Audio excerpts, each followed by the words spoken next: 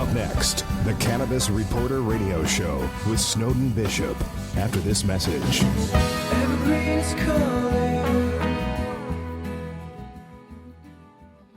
Now that doctors and patients have discovered the many benefits of hemp-derived CBD, Alpine Miracle's nano-emulsion CBD formula is one of the most bioavailable on the market today. It's 100% THC-free, so you can order it online anywhere in the U.S. Order yours today at alpinemiracle.com. Scientists are just beginning to understand its essential role in maintaining optimal health. Get yours today. Use the code REPORTER and receive 10% off. Don't wait. Get it now at alpinemiracle.com.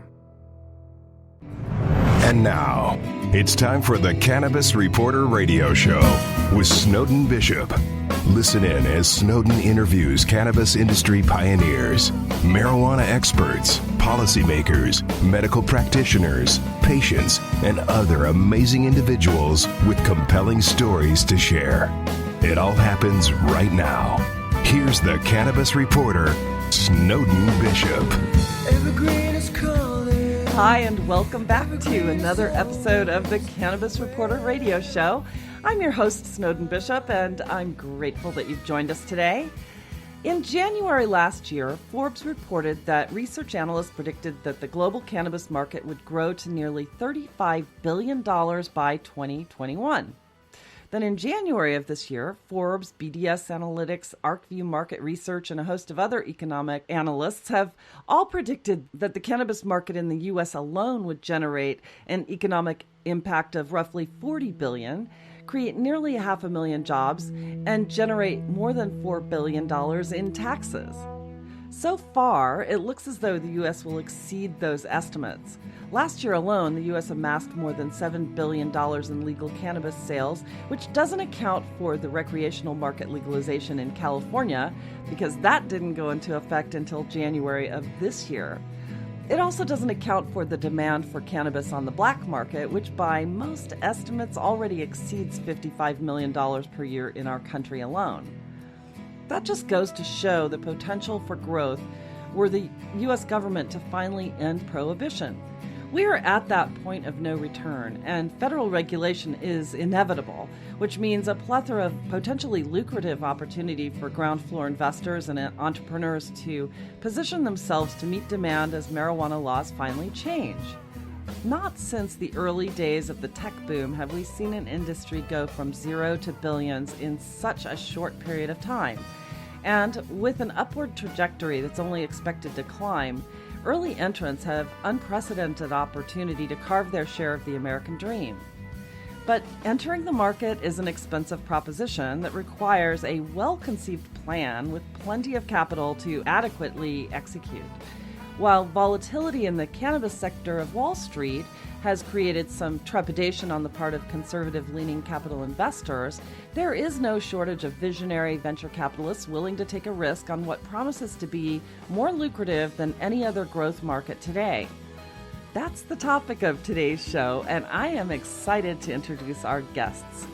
Wendy Robbins and Karen Paul are the hosts of The Marijuana Show, which brings together 9 cannabis entrepreneur contestants each season, helping educate them on navigating the industry through their educational arm, Bud Camp, and their final investing tool incubator called High Finance. The show has offered over $20 million to its contestants so far, and it's become quite popular online with millions of viewers every season. Thank you both so much for being here today. I really love your show, and I'm looking forward to this discussion. Thank you for having us, and thanks to our friend Diana Oliver. Diana Oliver, you rock. She does rock, and for those of you who don't know, Diana Oliver is the producer of the landmark film Hempsters Plant the Seed, which was starring Woody Harrelson, Merle Haggard, and Willie Nelson. And it took her more than a decade to film that before its release in 2011. And I'm actually working with her on a follow-up sequence of 8 Hempsters films that will sort of follow the progression of activism and regulation since then. So I was following her for quite some time before we got involved, and similar to the way that I've been following the two of you since the first time we met in 2016. And actually, that was at the Southwest Cannabis Conference and Expo in San Diego. Oh, yeah. In Houston? No, it was in San Diego. Yeah. Were you at the one in San Diego, or was it the one in Phoenix? It was one of those two. Probably San Diego. I was there. Yeah. Yeah. We were there. And you were actually doing a live presentation of sort of auditions during that day. Mm-hmm. And at that time, I think we were only on like a handful of stations. I think we only had like maybe 15 stations at the time that we were airing on. So we were still small. Look at you now. You're huge. Yeah, 400 stations. We're getting there. Get to 420 Yeah, stations. when you get to 420, we'll do a special broadcast. Yeah. Ooh, I like that. Absolutely. But anyway, you guys are due some huge congratulations. You are debuting your third season on Amazon Prime. Is that correct? And that's happening this week, which is today. Yeah, it's today. So it's really exciting because it's funny. We're on our phone, we're on Instagram, we're on Facebook, we're doing Facebook Live, we're doing interviews, There's a lot of buzz going on around the show. Yeah. And what's really interesting is the Hollywood Reporter recently interviewed us and talked about how a lot of shows about cannabis depict a stereotype. And in our show, we're showing the real faces of cannabis, the real people. And I think that's a really nice, refreshing touch. Yeah. Absolutely it is. I'm really excited to see what happens. And, as I was talking about in my opening, there is just so much opportunity here for young entrepreneurs or any age entrepreneur, but people to start working in this industry for the very first time. Yeah. And there's no shortage of capital out there either for people who want to take the risk. But when it comes to your program, which so many people have compared to like Shark Tank meets The Apprentice meets Big Brother. Yeah, and this year we added The Prophet and Survivor. Yeah, I like those analogies too because absolutely there's so much to be said for publicizing the whole process to sort of inspire young entrepreneurs. But I want to hear from you, even though I've read about it, I want everybody else to hear from you. How on earth did you come up with this idea?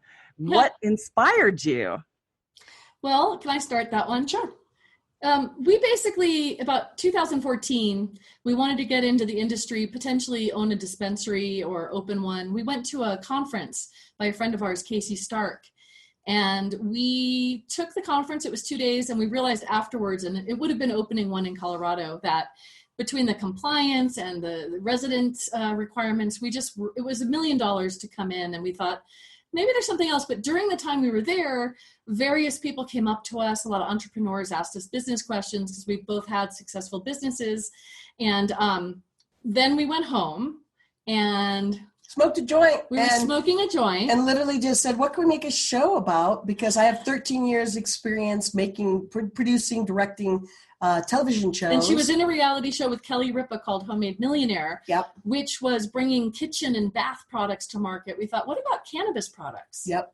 What about bringing those to market, helping those entrepreneurs? And we had the idea, and 2 weeks later, we'd never even been to Denver, go to Denver and end up with like the place to shoot.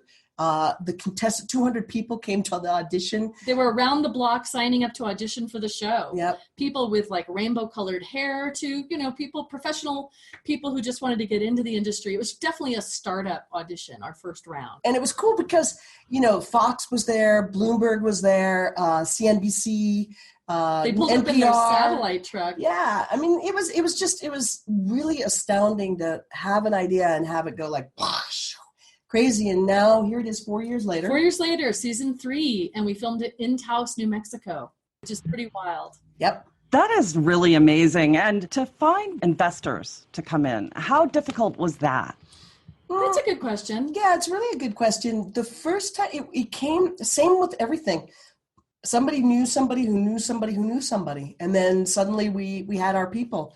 The very first year was harder because we weren't in the cannabis industry.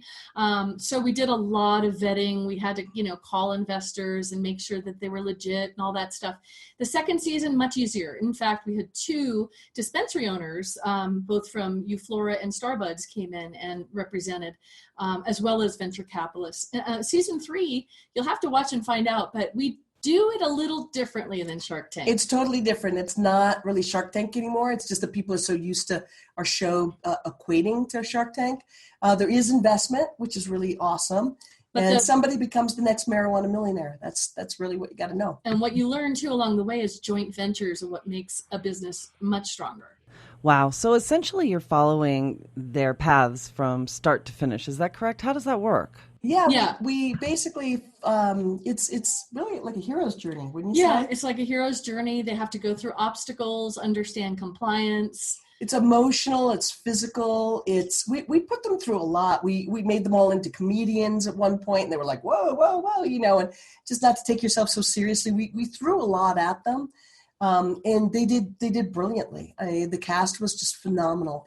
We were really blessed to have a great cast and a great crew. I mean, and they really bonded this season more than any other season. We put them. The reason we talk about survivors, we put them in this place called Hotel Luna Mystique in New Mexico, and it's a bunch of refurbished trailers. And so they lived sort of in this sort of circle of trailers, and they got to know each other, and there were bonfires every night. It was November, so it wasn't really warm. So yeah, they got to bond over a bonfire every night. It was really cool. And compare like the rocking of the trailers, and and then we put the crew up in this really lavish, beautiful home. Yeah, the crew got a beautiful place because they had to be in good shape to shoot. Wendy had them laying on the floor as the director. She had them looking through glass, rolling. She puts the cast and the crew through a lot. Why not? That's hilarious. Well, I did watch the first episode, which was great. And it was quite a departure, as you said, from the first season, which was more of the Shark Tank format. But it definitely left me looking forward to seeing the rest of the episodes. So how are you releasing these? Will it be one at a time, or can people go on to Amazon Prime and binge watch the entire season all at once? How's that going to work? Well, right now you can see on Amazon Prime episodes 1 through 5. And the reason we did that is the cliffhanger at 5 is there's an elimination round. And the episodes 6 through 9, which is the finale, will be released in the fall. We're doing that to create a binge watching experience. A lot of times, Amazon recommends going out with like no more than 4 or 5 at a time. And that way people could really experience it and then experience the second half all at once. And if people want to see, if they're like, I got to see, then they go to our website, which is themarijuanashow.com. And there's episode 1 through 9 is right there. Not only that, but there's season 1, season 2, and season 3 there. And yeah, right now we have a deal. You could buy all 3 seasons for only $19.99, which is pretty amazing. And a lot of people have done that because they don't want to wait for Amazon Prime, or they don't want to have to sign up for another streaming network. But there are 100 million consumers on Amazon Prime. So we're projecting about 10 million views this season for the show. Wow. And how does that compare to seasons 1 and 2? Season 1 had 3 million people. Season 2 had 7 million people. And this we're feeling is going to be bigger. Also because the show is going to be on Comcast as well. So it'll be on Comcast, Amazon, and then it looks like Europe is interested and Canada is interested. And then what's called OTT platforms, meaning streaming, essentially. There's some cannabis companies that we're going to partner with. So then it's just a huge audience. So we feel really blessed. And what's really interesting and something I'm grateful about is our brand has created enough traction that people are now sharing with their friends. Like the first generation of our show was people that we knew and their friends. And now it's really extended beyond that. And we're just really psyched how many people are talking about it right now. There's parties all over the country. It's kind of cool. We're just finding out about it. Like our phone, I turned it off, but it was blowing up. It's like, there's going to be a party here. And we're even having a launch party later tonight to celebrate here locally with a few of our friends. Just watch a few episodes, and it's here where we actually filmed a lot of season 3 right here in our house. Yep. So it's like a Bachelor Nation. Nation, yeah. Ganja Nation. That's a good one. Yeah. So I noticed in this season, your crew, the number of people in your crew actually exploded. It went up to like 60 people that you have working on this at once, which is quite a difference from seasons 1 and 2. How did that compare? Yeah, my hands hurts from writing all those checks. Yeah. I need a sling. Yeah, it is a large cast. It's a small cast and a large crew, and it's expensive. The production, there's no doubt, it's an incredibly expensive show. And we did 60 people because of Wendy's directorial requirements. She had to have a 6K, really high-end shooters, really great cameras, all these different angles. People who we even had someone in the sky shooting down from one of those skybirds. What's that called? An ultralight. An ultralight. An ultralight, which we only used Wow. like for seconds. I mean, that's the funny part. It's just, but it makes sense. So we shot it as though it were a 35 millimeter film. We won't do that again because the truth is our phones now are really 4K. So, Right. So there's no, and most people are watching on their phones. Yeah, So, but the production quality is through the roof. I mean, literally the colorization and the scenes, you feel like you're watching a 35 millimeter film, but it's also really, the depth of field is really rich. And I just think it's a beautiful show.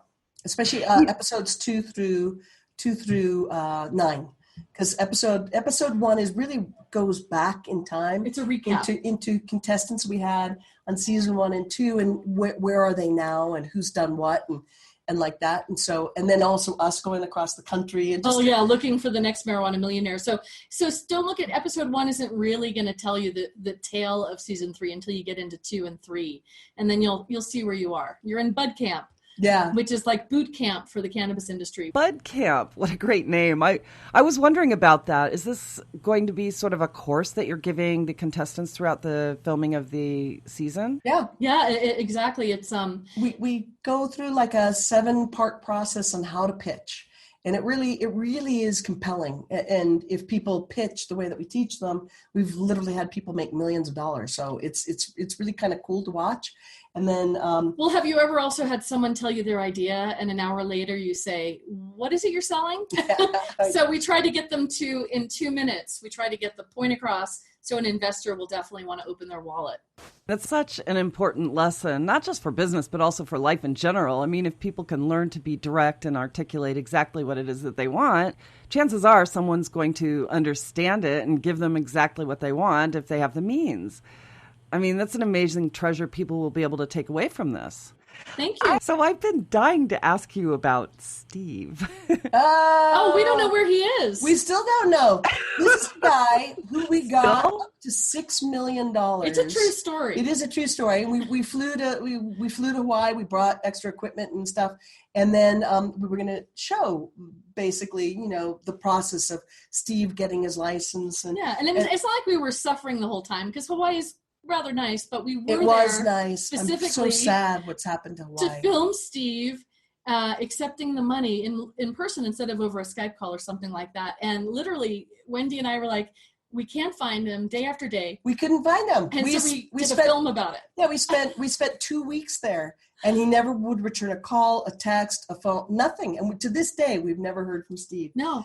So what'll happen to the investment? He didn't get it. It went away, and actually, didn't get away. And one of the investors that was willing to give it, who promised it on Jamie, who you saw in the video, she was bummed because she really wanted to get in there with her brand in Kona, and it was just so bizarre. We don't know to this day what really happened. So that helicopter scene. We were just kidding around that. I mean, we made a joke about it because it was hysterical. And then it became a pitch to find the new Steve. And so, we interviewed all sorts of people to pretend like they're the new Steve and like that. Now even people come up to us and go, I'm your new Steve. So, yeah, and we actually got so much feedback. People loved that segment that we might do some more comic stuff because we've had some crazy stuff happen on set. Mm-hmm. It might be fun to do a little show about it. I was just cracking up. You had every walk of life being Steve, including an eel. Underwater eel going, Steve, trying to find the Steve. So, you just this is an interesting industry. It really is. You have to laugh because there's a lot of weird stuff that happens. Yep. I mean, I just can't imagine disappearing if someone offered me $6 million for my show. Can I be Steve, please? That's You what can be happens. Steve. Everybody always wants to be Steve. So, and it was going to go in chunks. So he'd get a certain amount for getting the license. And then once he got the license, he would have needed all that extra money.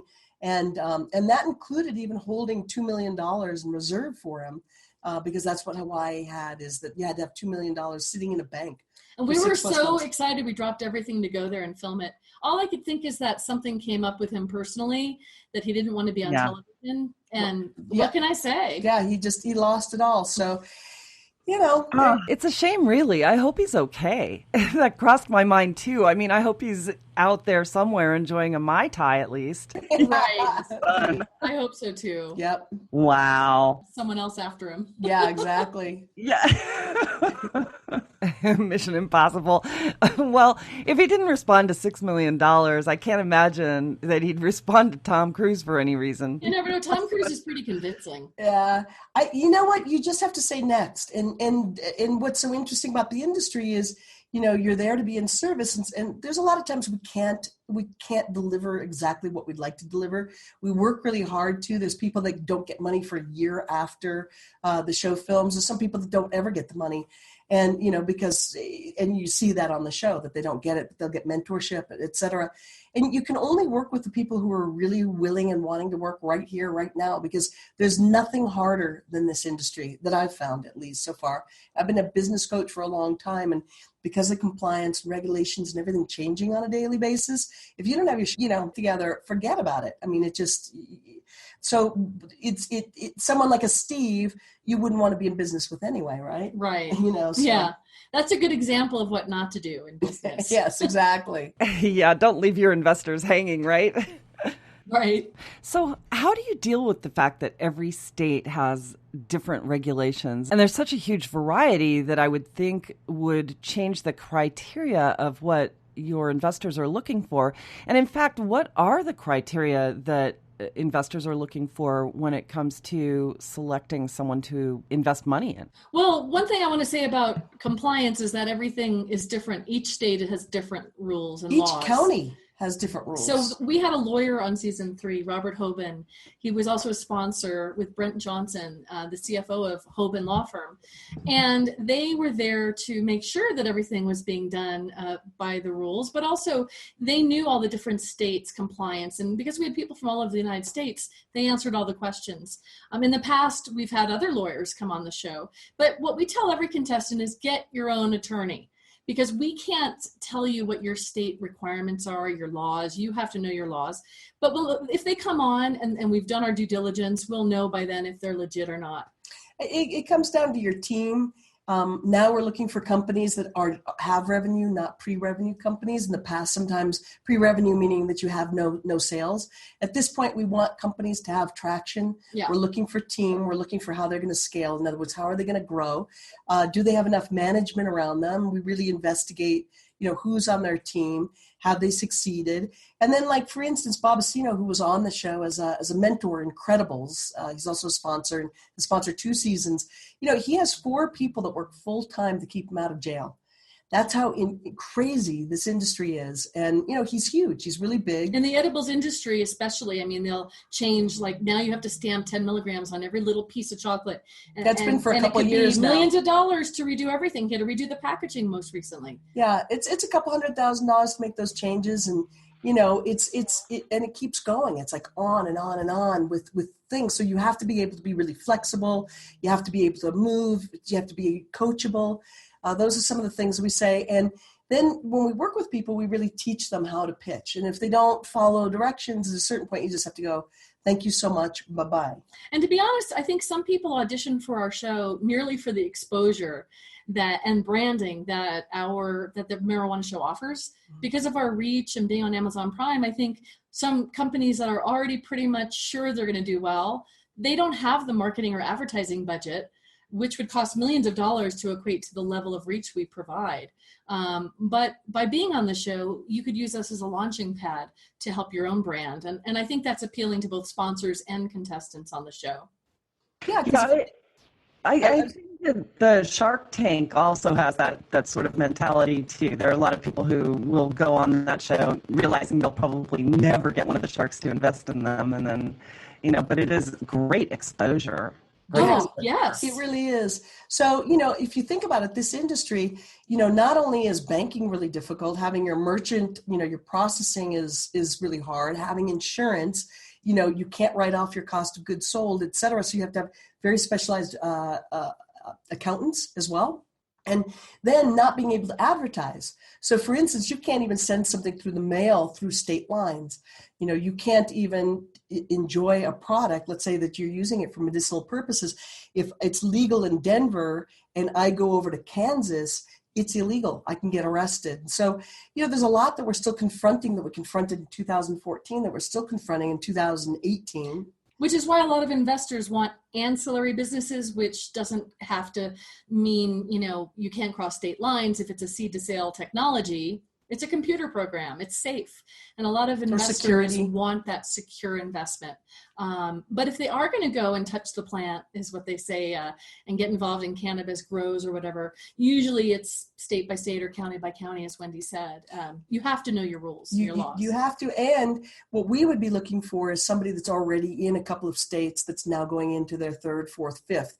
What we think when we're looking at the future of the industry, we're looking at merger and acquisitions, we're looking at IPOs. So we're looking at the larger companies, pharmaceutical companies, unfortunately tobacco companies are obviously circling around. You're already seeing in Canada, you're seeing huge beverage companies coming into the cannabis industry in Canada, where it's federally legal there, right? And they're in awareness that eventually it's going to get legal here. You're seeing in Europe right now, like Portugal just went legal, and you're looking everywhere, Germany, et cetera, et cetera. So as that happens, we're looking for companies that are already in those markets, and you're finding that in Canada, there's more freedom to go and be able to sell in Europe. And that's, those are the kinds of plays that we're going to be looking for in season 4. And international plays. And we also, just really quick on that note, we launched an international fund called the High Finance Fund, and we're raising capital now for it. It's going to be a $20 million equity fund, really looking for ancillary hemp and companies that can cross those national borders. Yep. We're looking for real estate deals too. And I just say that because I'm sure some of your listeners are like, hey, I've got that kind of an opportunity. And those things would interest us. We're talking to somebody right now who creates large campuses, 1 million square foot places, buildings that are subdivided so that growers can have smaller pieces and then be helped with management. So it's kind of an incubator or a campus, if you will. So then there's lawyers there's extractors there's just whole teams that everybody can work with. And then you can do a roll-up, again, with that idea of how am I going to exit? How an investor's looking like, how am I going to get my money out? When am I going to get my money out? And we like the all-in-one model because it's hard for one person, one company to do it all themselves. It does take a village. You need people around you or you won't succeed. Yeah. And in some states, you have to go vertical. There's nothing like in New Mexico, you have to be able to do it all. And we think that's sort of ridiculous. People are getting really burnt out. It's hard to do. Yeah. Well, one of the advantages of federal prohibition is that it's deterred some of the larger pharmaceutical and tobacco companies from entering the market. And that's actually made it possible for some of the early adopters or the smaller companies that maybe aren't as well funded to carve out their share of the market before some of the large companies enter to squeeze them out. I mean, and it's inevitable that federal prohibition comes to an end, so it'll be an interesting dynamic to watch when that plays out. But I wanted to get back to the legal aspects. As you were talking about that, I started thinking about all the crazy obstacles people have had to overcome. The rules are just changing so fast, it's really confusing for anybody in the industry to ascertain what's legal and what's not. We had Bob Hoban on our show last year to talk about the DEA's move to assign CBD a numerical code in Schedule 1. And he talked about the ways in which that could affect the ruling that came out of the Ninth Circuit lawsuit, which protected CBD particularly, as long as it was a hemp-derived product. And for people who don't know, in 2004, the Hemp Industries Association versus the DEA the Ninth Circuit actually ruled in favor of the hemp industries associations, and that made the sale of anything containing hemp imports legal throughout the United States. So to follow up on that, we actually interviewed Keith Stroop, the founder of Normal, who had a completely different opinion than Bob Hoban. And there are just so many other lawsuits that have changed things so rapidly. More recently, we interviewed Patrick Nightingale about a court ruling that made extracts illegal in Arizona because extracts are not marijuana as defined by the Arizona Medical Marijuana Act, but rather extracts fall under the category of cannabis. And because, and I'll quote this, marijuana is not cannabis as defined in Arizona's criminal code. And then California, which you would expect to be completely liberal on this issue, given that they were one of the first to legalize for medical use, they instituted a ban on CBD-infused foods because the Ninth Circuit recently reversed its 2004 ruling because the DEA put CBD in a numerical code in Schedule 1. So CBD is now a Schedule 1 substance, but THC, on the other hand, which is also a Schedule 1 substance, is allowed. I mean, none of this makes any sense. It's nuts. It's upside down over there. You wonder who, the pharmaceutical company, our assumption is really messing and putting up money and things like that, because it's just insane that you could say CBD that has no psychoactive effects cannot be included in food products. So here's a perfect example. On season 3, you'll see somebody pitching a product that is a health product, healthy food product. And so it would be CBD and then separately THC products, and it's paleo and non-GMO and healthy products and stuff with low doses. And now he's out of business in terms of the CBD part. But the CBD was going to be the part that was going to allow him to go across the country easier. It would be easier for him to scale, typically, other than Indiana, Nebraska, some of the other states that, again, are like, what? Like it just doesn't make sense. In our view, really, Colorado is the best state to run a cannabis business. They incorporated into their constitution, Proposition 64. Yeah, but take a look. They're changing their rules on a daily basis too. Safer than some. It's a little bit more of a standard, a gold standard for me. But when I look at California and Arizona, some of these states are pretty backwards. It really is such a shame when you think about it. And as you were talking about marketing, too, a little earlier, it occurred to me, that this is a real challenge as well. How do people market their products across state lines? We run into the same problem, and especially being on terrestrial radio, because it's federally illegal to advertise any federally illegal substance on broadcast radio. So, the other thing, too, is that for these companies, it's very difficult for them to find ways to reach new markets, especially in states that don't regulate cannabis yet. But that's the beauty of having media outlet like yours and like mine, whereas they can't talk about some of the health benefits of cannabis or their products, particularly on the radio or in media outlets in general without approval from the FDA. And we overcome that by saying we can talk about your companies on air. You may not be able to advertise the benefits of your products or your products in general on the radio, but we can certainly talk about it. And we can talk about all the health benefits where these companies are not allowed to mention it, because we're covered by the First Amendment. That's true. And you can't smoke a television show or a radio show. But what's interesting is it's as you've found out, it's a really sticky situation because you don't want to necessarily promote to go buy at some dispensary, but you might have a dispensary owner on your show wanting to really create a dispensary, needs the investment for it, and it's legal in his or her state.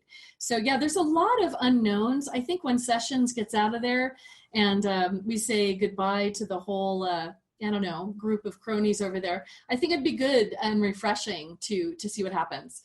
Because there's this weird, schizophrenic thing going on over there. They want the tax money, but they don't want the states to have too much freedom.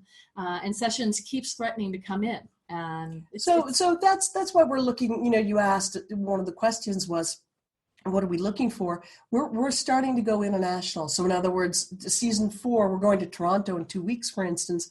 For the Benzinga conference. Yeah, and they're phenomenal. If you guys don't know them and you really want to hook up with investors and like that, the conference will be, it's in Toronto, but they have conferences with investors in all different kinds of parts of not just our industry, but all industries. So it should be pretty interesting. But the point being is that us being in Canada, or choosing to go to Canada, gives us more freedom and more latitude, because it's really difficult. Even mentoring somebody, you have to know so much about all the different laws, and every state and every county is different. So it's too much. It's too much to try to follow all of it. So going federally legal just is more interesting to us, to tell you the truth. So from an investing standpoint too, we're more interested in investing in global. Not to say that we wouldn't invest in American companies, because we have and we do, but it's a real uphill, and it makes you crazy, or me crazy. I'm more insane than ever. You aren't alone. I mean, it makes me crazy too. And especially when you're trying to keep up with things from a writing standpoint. I mean, it's quite common that I'll write something one week and then the following week I have to go back and correct it because some law changed or another court opinion was had. It's really hard to keep up. Right, here in New Mexico, we were at a dispensary and they told us they just got a memo. They had to pull all the CBD off their shelves. Within a week. But you could still sell it at Whole Foods. You could have CBD products at Whole Foods, but you couldn't at the dispensaries. I mean, that's the craziest thing I've ever heard. And on it goes. And think about it. And we live in New Mexico, and so New Mexico, they are only allowed a certain amount of plants. It's not very many. I'm gonna say 90, but I could be 145. I'd have to double check it. I have to ask Google. There. It's a very small amount. So a lot of them will grow THC plants because, of course, they can source CBD from other places. But now they can't even. So in order for them to be able to sell, they have to be able to grow CBD plants. They only have a certain amount. These guys pay $90,000 a year for their license. And so can you imagine, you've invested heavily in CBD and you're told you have 1 week to get it off your shelves.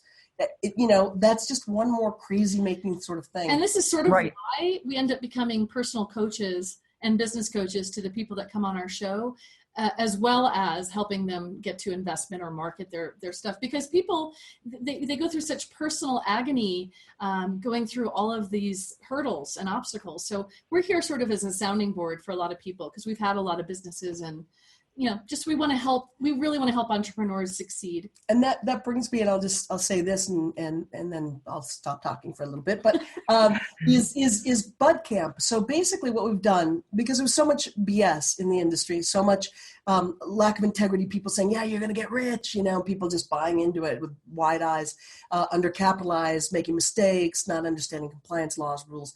So what we do is we have Bud Camp, and essentially they're like 10 to 15 minute conversations, video conversations, like what we're doing right now, where the students can ask questions of experts. And that might look like accountants or lawyers or edible makers or dispensary owners or growers or whatever, marketing experts, so that they really get little bite-sized pieces of the best information that's around right here, right now.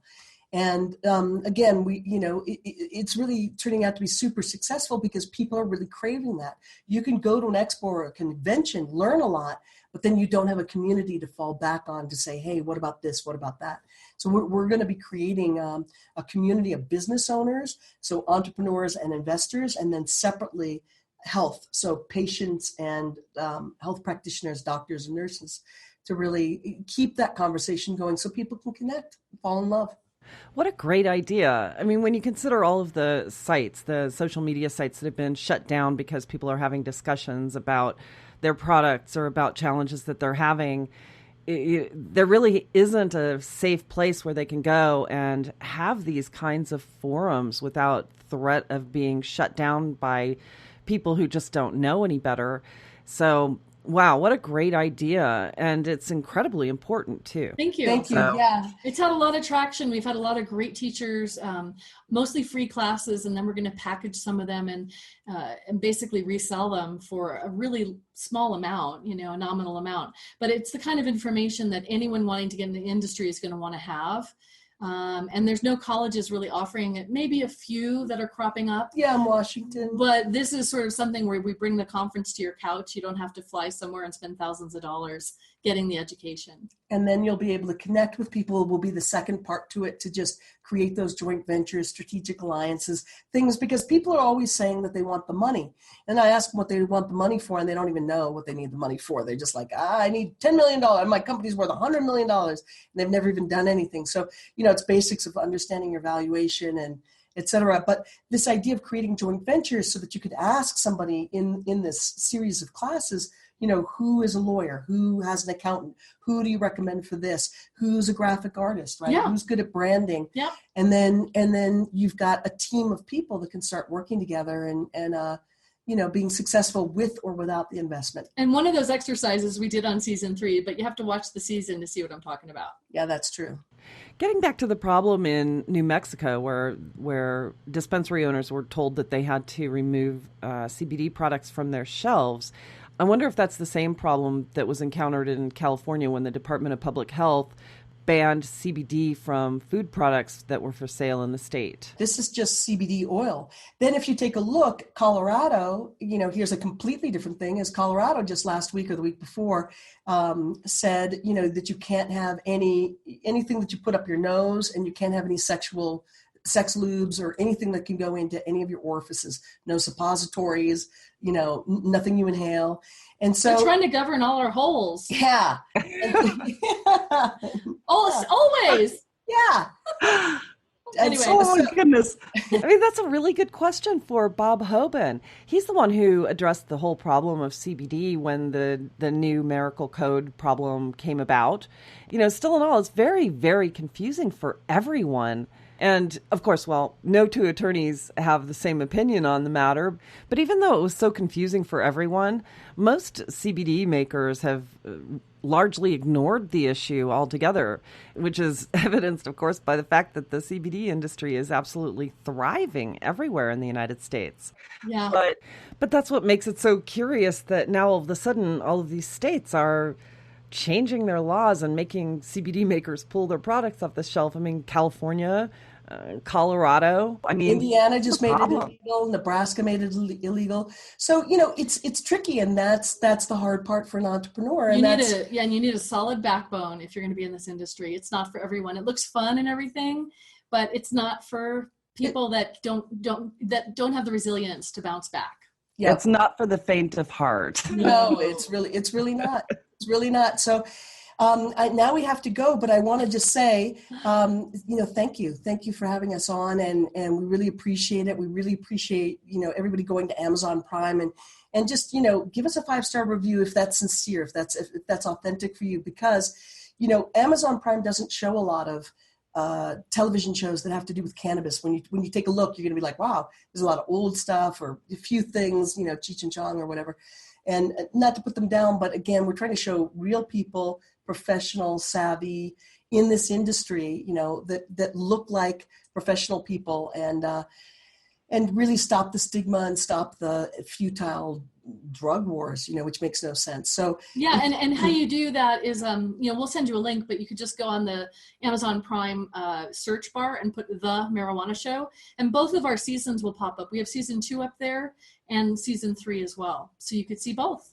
That's fantastic, and absolutely I will include all of this information on the archive of this episode on thecannabisreporter.com, and I will definitely go on and rate the show. Thank you. And I am so grateful that the two of you were able to join me today for this interview. I am super excited about watching season 3, and congratulations on all of the success. Really, what you're doing is amazing. Thank you. Thank you so much. Thank you. This was a fun interview. Yeah, it was. And thanks, Diana Oliver, again for that introduction. Yes. That's joint ventures. That's helping each other. That's right. Absolutely. And really, that's what this industry is all about, people helping one another. So anyway, thank you so much. Thank you. Bye for now. Okay, bye for now. Oh, this was fun, but it's time to bring yet another show to a close. I'd personally like to thank my guests, Wendy Robbins and Karen Paul for sharing their insights and knowledge with us today. If you'd like to learn more about the work they're doing on The Marijuana Show, or if you'd like to find out how you can watch it on Amazon Prime, please visit us online at thecannabisreporter.com. Click podcast to find today's episode, and there you will find their bios along with information about the show and links to their websites. While you're there, if you're interested in taking courses to learn about entering the cannabis industry, we invite you to check out Green Culture Ed. You'll find their tall green banner on most of our web pages, and that links directly to their courses. Please also be sure to check out our event partners. The Cannabis Science Conference in Portland and the U.S. Cannabis Conference and Expo in Miami are both coming up at the end of this month. We have so many people to thank. First, I'd like to express our gratitude for our radio sponsors, Canosphere Biotech, Alpine Miracle, and HealthTerra. We certainly couldn't be doing this without you. I'd also like to thank Eric Goodall, composer of our theme song, Evergreen, and the production team here at the Cannabis Reporter Radio Show for always making us shine. I'd also like to give a shout out to our programming directors at XRQK Radio Network and Society Bites Radio for distributing our show. Thank you very much. And last but not least, thanks to all of you for listening. I'm Snowden Bishop, inviting you to join us again next week for another episode of the Cannabis Reporter Radio Show. Until we meet again, be safe, stay informed, share what you've learned, and make it a great day. Evergreen is calling. Evergreen is calling. Evergreen is calling. You're busy, running around from work to kids to evening events. Healthcare shouldn't be adding to your daily running around. Simplify your healthcare with HealthTerra. For only $15 per month per individual or $18 per month per family with up to 9 kids, by the way, you can eliminate doctor office visits with 24/7 access to doctors via phone, video, or the mobile app. Not only do you get prescriptions filled over the phone, but save up to 85% on those prescriptions. This is a supplemental plan and not insurance. Healthcare made easy. HealthTerra.com. Now that doctors and patients have discovered the many benefits of hemp-derived CBD, Alpine Miracle's nano-emulsion CBD formula is one of the most bioavailable on the market today. It's 100% THC-free, so you can order it online anywhere in the U.S. Order yours today at alpinemiracle.com. Scientists are just beginning to understand its essential role in maintaining optimal health. Get yours today. Use the code REPORTER and receive 10% off. Don't wait. Get it now at alpinemiracle.com.